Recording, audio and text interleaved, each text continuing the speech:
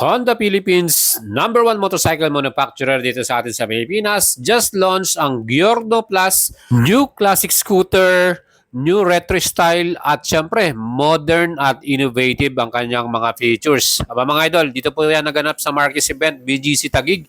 At isa sa nagustuhan natin dito sa bagong model na to, well, nakita naman po nyo kung gaano ka-premium at elegante yung kanilang naging presentation. Plus, ito pa nakakabilib sa Honda, no? Imagine, ang kanilang new brand ambassador sa pinakasikat na artista, walang iba, si Alden Richards. Di ba mga idol? Talagang nag-stand out at mas appealing pa itong bagong model na to with Alden Richards bilang brand ambassador. And this scooter mga idols, pagdating sa kanyang styling, syempre sa fashion statement, aba talaga naman po, pagka gamit mo to, mapapalingon sa'yo dahil maganda at talagang swabe ang pagkakadesign nila dito. Ang ating color na ipipicture sa inyo, ang bagong Ficant Orange. Napakaganda, very bold ng kanyang color combination. Orange with the touch of chrome, meron ding silver at may black. So mga idol, nakita nyo yung pinaka-front headlight niya. Ang design niya, modern ring LED ang headlight na to at yung kanyang position light mga idol. Siyempre, yung kanyang bandang baba naman, may badge dyan ng Honda. Yung pangalan niya mismo at logo, no? And mga idol, itong Ficant Orange na color combination ay glossy yan. So, glossy finish. So, mas maganda siyang tignan at talagang very eye-catchy, di ba? Mga idol, ito pang nakakabilib din sa ating bagong model na to. Pagdating sa technology, talagang advanced siya, no? At mga idols, let me know your comment kung ano masasabi nyo dito sa design at style ng bagong Giorno Plus, ang bagong classic scooter ng Honda Philippines, ano? And syempre, pagdating naman sa ating pinakailaw sa likuran, yung taillight niya, yan din po ay LED lights. O di ba? May touch pa siya ng chrome sa bandang ibabaw ng kanyang taillight. At yung ating mga signal light, o di ba? Ang ganda rin ng design. With LED lighting, syempre, mas efficient yan. Syempre, mas maganda rin at illuminated yung ating mga daan pag tayo po nag-ride sa gabi. And for sure, mas bebenta tong model na to sa mga millennials or Gen Z na mga kabataan. Especially sa mga lady riders din. So yung mga idol natin, syempre minsan yung misis natin or yung girlfriend natin, gusto rin nilang magmotor. At ito yung perfect na model na nakikita kong babagay sa kanila. Dahil hindi lang siya basta elegante at premium, napakaganda pa ng features nito.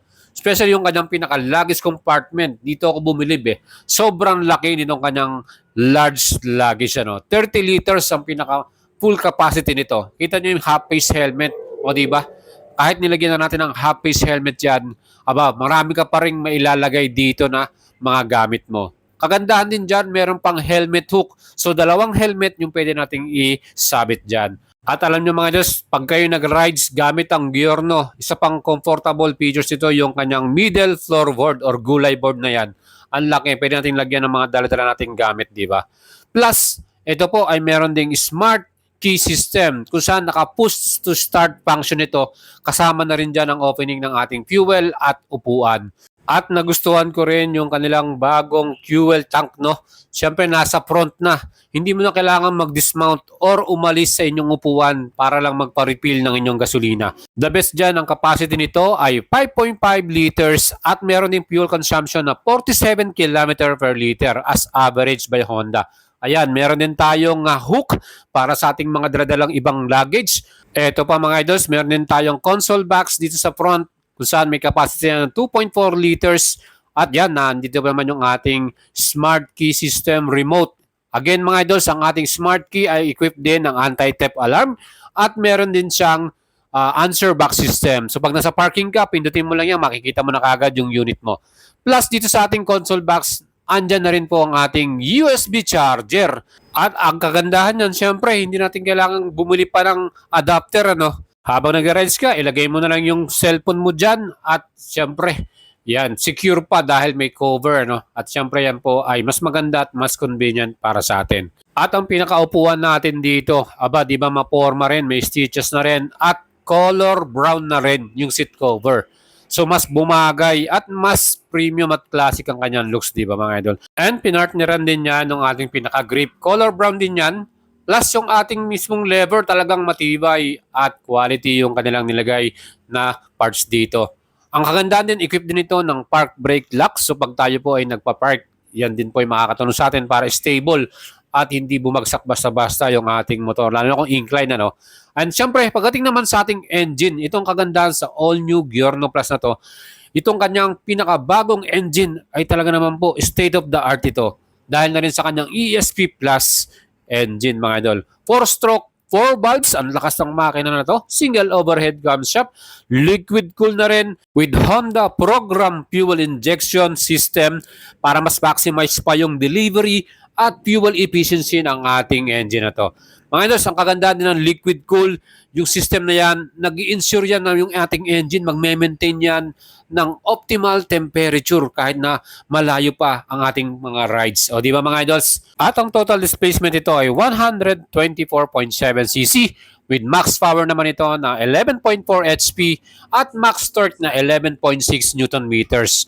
Ang kanya naman magiging average natin top speed dito na nakikita natin 105 to 110 km per hour. At mas swabe kung takbong pogi lang tayo dahil maporma tong ating bagong Giorno Plus na classic scooter. Siyempre mga idols, pagdating naman sa kanyang suspension, ayan, naka-telescopic forks yung front. At ito yung gusto ko sa Honda. Pagdating sa suspension, talagang believe tayo dahil maganda ang bounce, maganda ang performance. Unless talagang nasubukan nyo lahat yung mga model nila, talagang wala akong masabi pagdating sa suspension pag mga Honda made yan. Kaya inaasahan na natin na magiging mas maganda at enjoyable ang ating rides dito sa bagong Honda Giorno na to. Siyempre, susubukan natin yan sa ating magiging next test ride sa kanila. And tignan naman natin ang sukat ng kanyang dimension. Ang wheelbase ito ay may sukat na 1,312mm, may ground clearance to na 155mm, at ang kanya namang total weight ay may timbang naman na 116 kilograms. Mga idol, talagang madali siyang gamitin, di ba? Stopping power naman, ito maganda rin sa Honda Giorno. Naka-disc brake ang ating front, single piston sa harapan with Nissin caliper at equipped to ng combined braking system. Once na nag-brake ka, yung distribution ng braking force ito ay pareho na, harap at likod. Kaya yung safety natin ay mas maganda at ensure yung stable yung ating pag-brake dito. Di ba mga Diyos, napakaganda. At ang mga gulong natin sa ating Giorno Plus ay may sukat na 190/12. Pareho po silang tubeless at duro yung kanyang brand tire.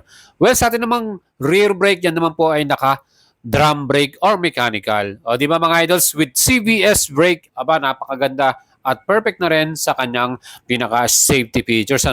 At isa pang top features din ito, ang bagong instrument panel natin dito ay naka-fully digital na rin. Clear at visible din ang information gaya ng speedometer, clock, fuel gauge, yung ating odometer, at yung mga indicator natin nandun sa bandang ibabaw.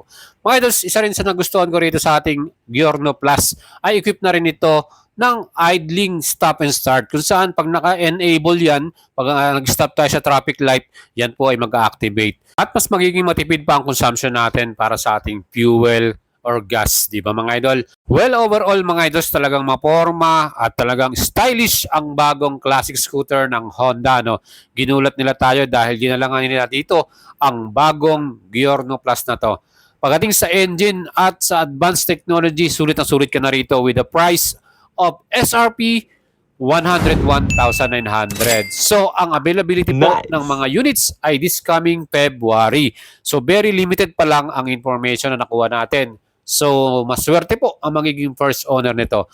At ako personally, talagang gusto ko siya and hopefully ay makabili rin tayo nito. So, yan po yung abangan ninyo mga idols. Pag oras na makakuha tayo nito, syempre, pipicture natin yan at gagawa natin ng series of vlog or episode dyan. Mga idols, napaka-porma, napakaganda, sulit na sulit sa presyong 101,900. And apat na color nga yung ating choices, pecan orange, white color, matte gunpowder, black metallic, at veg.